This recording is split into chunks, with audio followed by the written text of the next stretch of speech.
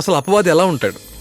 బిబ్లికల్గా అపవాది ఎలాగుంటాడని మీరు అడుగుతున్నారు. ఓకే, అపవాది అంటే ఏమనుకుంటారంటే ఎర్ర మొహం వేసుకొని రెడ్ కలర్లో ఉండి 2 కొమ్ములు ఇలాగ ఉంటాయి అనుకుంటారు. చాలా క్రూరత్వంతో చూపిస్తుంటారు. కానీ బైబిల్ ఇది చెప్పడం లేదు. ఎహెస్కేలు గ్రంథం 28వ అధ్యాయంలో ఒకసారి తీసుకోండి చూద్దాం.